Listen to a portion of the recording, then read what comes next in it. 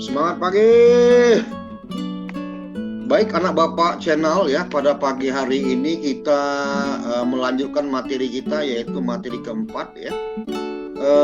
Materinya adalah topologi jaringan. Topologi jaringan ya, di dalam jaringan itu adalah merupakan gambar atau contoh jaringan dilihat dari susunan fisik dan logik komputer jaringan tersebut. Sama seperti tukang jahit ya, untuk mendapatkan jahitan yang bagus, untuk mendapatkan seni yang bagus, maka dia melihat pola, gambar, susunan, pattern yang telah ada, itu yang diikutinya. Sama kayak tukang pangkas juga, kalau orang mau memangkas sesuatu, dia memberikan contoh di dinding, bentuk atau format yang bagaimana yang sesuai dengan dengan pangkas pada saat. Sama dengan jaringan. Untuk mendapatkan jaringan yang baik, maka kita harus mengikuti contoh-contoh jaringan atau gambar atau contoh dari jaringan ya. Secara fisik jaringannya dan secara logik jaringannya harus kita cari mana yang paling baik atau sesuai dengan saat ini. Apa tujuan kita membuat topologi jaringan, atau apa tujuan kita mencontoh topologi jaringan, gambar atau contoh atau format atau pola? Yang pertama, kita mencontoh bentuk jaringan, tujuannya adalah agar kita mendapatkan jaringan yang cepat. Jadi kalau kita seorang networker ya, ahli IT network ya, melihat contoh-contoh jaringan, itu tujuannya yang pertama agar supaya jaringan yang kita dapatkan adalah jaringan yang cepat. Yang kedua, mendapatkan jaringan yang mudah dibuat dan diperbaiki. Jadi kita gampang mendapatkan jaringan yang mudah dibuat dan juga dapat cepat diperbaiki. Yang ketiga, sesuai dengan jaringan saat ini. Nah, itulah tujuan daripada kita melihat atau mencontoh gambar atau contoh dari topologi sebuah jaringan. Baik, jaringan yang pertama, yang contohnya yang ada, bentuknya yang ada adalah topologi jaringan bus. Topologi jaringan bus ini bisa kita lihat dari gambar di sini ya, bahwasannya komputernya itu, jaringannya itu menggunakan satu buah kabel untuk menghubungkan semua komputernya. Ya, ini kita lihat kabel ya, untuk menghubungkan semua komputernya. Kabel yang digunakan di sini adalah jenis kabelnya kabel koaksial yang mendukung kecepatan maksimal 10 Mbps. Bagaimana jenis pergerakan datanya? Ini komputer 1, ini komputer 2, ini komputer 3, ini komputer 4. Pada saat komputer 1 mau mengirim paket datanya ke komputer nomor 4, maka datanya itu bergerak ke kabel ini, masuk ke alat ini, baru pergerakannya ke kanan sampai di tujuan, dia kirimkan kemana komputer tujuannya masuk. Nah, itu kalau komputer 1 mengirim paket data ke komputer nomor 4. Bagaimana kalau komputer nomor 4 mengirimkan paket data di komputer nomor 2? Maka paket datanya bergerak ke atas, masuk ke kabel itu, baru bergerak ke kiri, baru masuk ke komputer tujuan. Artinya apa? Pergerakan datanya ya berlawanan dua arah. Kiri ke kanan, kanan ke kiri. Jadi berlawanan dua arah. Ya. Jadi datanya tuh pasti bergerak dua arah yang berlawanan. Yang sebelah kiri kalau mengirim ke kanan geraknya. Komputer sebelah kanan bergerak mengirim data ke kiri arah. Kalau apa yang terjadi dari contoh jaringan topologi bus ini ya, kejadian yang bisa terjadi pada saat ini nanti adalah pada saat ada, ini kan 4 komputer ya, kecil sekali 4 komputer. Kalau jumlah komputernya sampai 50, 60 atau sampai 100 komputer, terjadi pengiriman data yang besar-besaran dari mana ke mana. Maka apa yang terjadi? Maka banyak pergerakan yang bergerak mengarah ke kiri dan ke kanan. Apa yang terjadi? Maka besar kemungkinan karena data bergeraknya banyak, satu jalur, dua arah yang berlawanan, dari ke kiri banyak pergi ke kanan, dari kanan bergerak banyak ke kiri. Maka yang terjadi nanti adalah satu, terjadinya kemacetan. Kalau sudah terjadi kemacetan, apa yang terjadi? Maka data lambat sampai tujuan. Itu yang pertama. Yang kedua, kalau sudah macet, pergerakan data banyak, jalan cuma satu, dua arah yang berlawanan, maka besar kemungkinan terjadinya tabrakan data. Data yang bergerak tadi bisa terjadi tabrakan. Itu yang kedua. Kalau sudah tabrakan bagaimana? Habislah. Maka data nggak bisa bergerak, terstop di tengah-tengah. Sehingga jaringan menjadi hang, menjadi lag, sampai data tidak bisa terkirim. Nah, ini terjadi pada jaringan dengan jenis topologi bus. Yang berikutnya, permasalahannya lagi apa yang terjadi? Apabila kerusakan terjadi di kabel yang sebelah sini, ini ya di tengah-tengah kabelnya rusak, maka semua jaringan terputus. Yang ini nggak bisa ke kanan, yang kanan nggak bisa ke kiri. Kenapa? Karena jalurnya cuma satu, kabel cuma satu, sehingga data tidak bisa terkirim. Jaringan putus, ya, jaringan putus. Kalau kabel di sini rusak, yang ini nggak bisa kemari, yang ini nggak bisa kemari karena tengah-tengah kabelnya putus. Itu dia kalau kita lihat dari sisi kelemahannya. Nah, bagaimana kalau kita lihat dari sisi kelebihannya? Kalau dari sisi kelebihannya sudah pasti adalah bisa kita lihat gambarnya, balik lagi kita ke kanan, lebih murah. Harga yang kita keluarkan murah. Kenapa? Karena menggunakan satu buah kabel saja. Sehingga biaya lebih murah.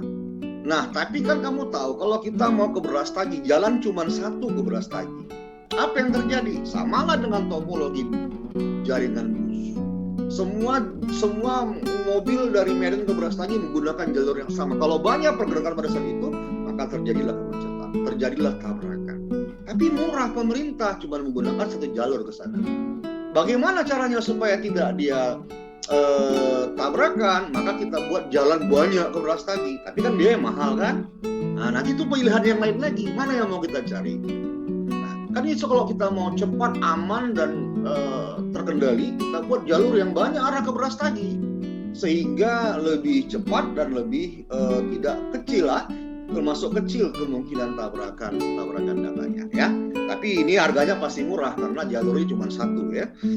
Kemudian yang ini kelebihannya gampang dalam pembuatan karena cuma satu jalannya, gampang pembuatannya. Ada kelebihan dan ada kekurangan. Tinggal kita lagi melihatnya.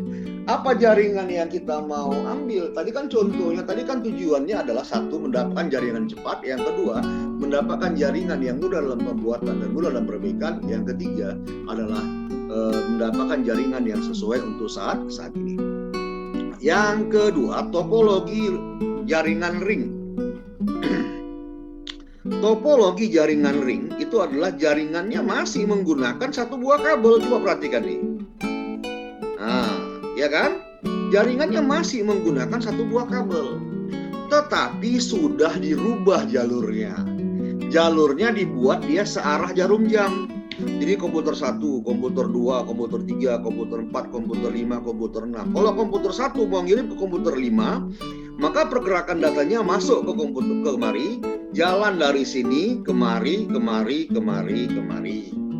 Kalau yang ini juga begitu, mau ngirim pakai data kemari misalnya, ya dia jalan kemari. Artinya, contoh jaringan topologi ring ya, itu adalah pergerakan datanya satu arah menggunakan satu buah jalan tapi searah. Kalau yang bus tadi adalah dua arah yang berlawanan, menggunakan satu jalur dua arah yang berlawanan. Kalau yang ini contohnya dia membuat jaringan, kalau mau contoh jaringan saya kata dia menggunakan satu jalan juga tetapi satu arah ya, satu arah. Nah, apa yang terjadi ya? Yang terjadi yang bisa kita ambil kalau dia satu jalur searah adalah kelemahannya itu adalah masih mirip dengan yang tadi. Kelemahannya masih mirip dengan yang tadi. Kalau putus kabel di sini, maka pergerakan data terputus ke semuanya. Karena ada putus kabel di tengah-tengah sehingga putuslah jaringan semuanya. Itu ya. Nah, ini kelemahan daripada jaringan ini. Kalau putus di sini maka putuslah semua karena nggak bisa bergerak kemana lagi dia karena searah. begitu. Itu kelemahannya ya. Keunggulannya, kalau keunggulannya dia kalau kita bandingkan sama topologi jaringan bus tadi, kalau yang ini kecil terjadinya kemacetan data. Coba perhatikan, kecil terjadi kemacetan data. Kenapa? Karena searah. Kalau dia searah, kecil kemungkinan kemacetan datanya dan kecil pula kemungkinan tabrakan datanya. Nah, contoh misalnya kalau kita mau ke Brastagi nih ya, kita sebagai seorang pemerintah, kalau kita supaya takut terjadi tabrakan data dengan kemacetan data, maka kita arahkan orang dari Medan ke Brastagi melalui jalur Binjina Mukur sampailah dia ke Brastagi. Pulangnya kita suruh mereka cari jalur Medan ke Brastagi sampai ke Jamin Ginting. Kecil kemungkinan tabrakan datanya karena searah, tapi jaraknya semakin jauh sehingga kecepatan datanya berkurang, bisa-bisa semakin lama sampai Brastagi. Yang jaringan yang ini mendukung untuk tidak terjadi kemacetan data, tidak terjadi kecil kemungkinan terjadi tabrakan data, tetapi bisa lebih lama data sampai ke tujuan ya. Baik, kita lanjutkan, yaitu topologi basic mesh. Nah, topologi basic mesh ini adalah menggunakan perangkat jalur yang banyak. Tengok, satu komputer memiliki jalur ke semua komputer yang lain. Ini komputer 1, komputer 2, 3, 4, 5. Komputer 1 memiliki hubungan ke komputer 5. Memiliki hubungan ke komputer 4. Komputer 1 memiliki hubungan komputer 2. Komputer 1 memiliki hubungan komputer 3. Seterusnya seperti itu. 2 juga begitu, memiliki jalur ke semua komputer. Dari sini apa yang bisa kita ambil kesimpulan ya? Kalau kita lihat dari kelemahannya, maka pembuatannya ini adalah susah, ribet, terlalu banyak kerjaannya. Ya, jalurnya terlalu banyak, jadi ribet. Tapi dari sisi kelemahan satu. Yang kedua, dari sisi biaya pasti lebih besar dibandingkan dari contoh yang pertama dan kedua. Kelemahannya banyak biaya karena terlalu banyak yang mengerjakannya banyak, kabelnya banyak, sudah pasti makan biaya lebih mahal. Itu dari sisi kelemahan. Tapi dari sisi kelebihan ya, di sini kecil kemungkinan tabrakan datanya karena jalurnya banyak.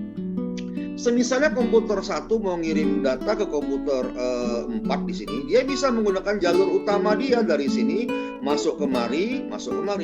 Kalau semisalnya di sini rusak jalurnya, dia bisa melalui dari sini kemari dan kemari. Atau di sini nggak mau dia bisa dari sini kemari. Banyak jalurnya. Jadi bagaimana terjadi kemacetan datanya? Nah, karena jalurnya banyak, ya tidak mungkinlah terjadi kemacetan data dan kecil sekali kemungkinan terjadi tabrakan data. Orang jalannya banyak, orang bisa milih dari mana saja. Jadi semakin sedikit orang di jalan, maka kecil kemungkinan macetnya kan sama tabrakannya. Nah, jadi artinya apa? Artinya data cepat sampai ke tujuan. Nah, begitu. Cepat sampai data ke tujuan. Tapi kelemahannya tadi kita harus lihat. Apa itu kelemahannya? Ribet membuatnya. Banyak biaya, pekerjanya banyak, udah itu penggunaan kabel yang banyak. Jadi inilah jenis jaringan topologi jaringan mesh ya. Ini dia apanya? Ya, ini dia kelebihan dan kekurangan tadi udah Bapak bilang ya. Nah, sekarang kita masuk topologi basic start. Topologi jaringan star adalah topologi jaringan atau contoh dari jaringan yang menggunakan satu buah komputer menggunakan satu buah kabel. Komputer 1, 2, 3, 4. Komputer 1 memiliki kabel yang terhubung ke switch. Ini dia konsentrator. Tadi udah terangkan ya pada materi sebelumnya. Ini ada switch nih, konsentrator. Jadi konsentrator ini menghubungkan kabel yang satu mengarah ke dia atau lagi mengarah ke kartu jaringan yang di komputer 1 dan seterusnya.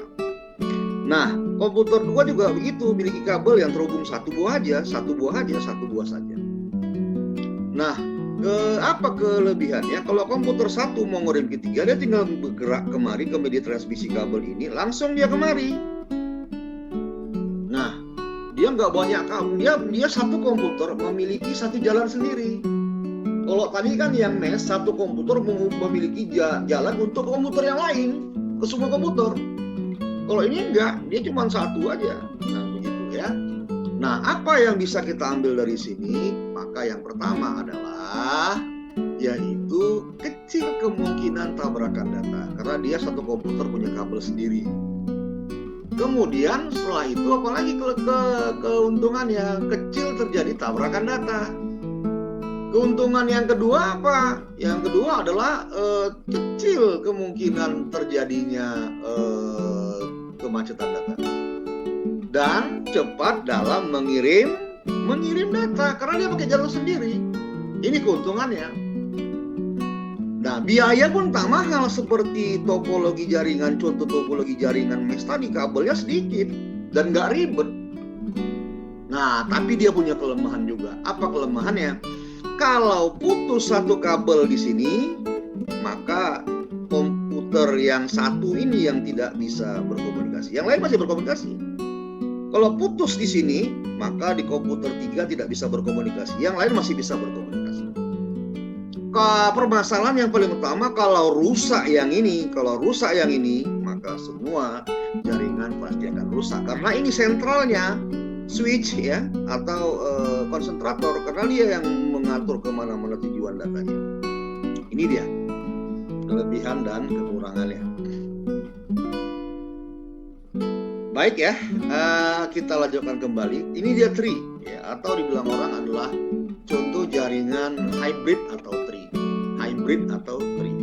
Jaringan hybrid atau tree adalah jaringan gabungan antara jaringan star dengan jaringan bus dengan jaringan ring. Jadi gabungan antara beberapa jaringan dibuatlah namanya jadi jaringan hybrid ya. Yang ini kan jaringan star, ini kan jaringan ring, yang ini jaringan bus, digabung. Penggabungan antara beberapa jaringan. Apa kelemahannya? Kelemahannya adalah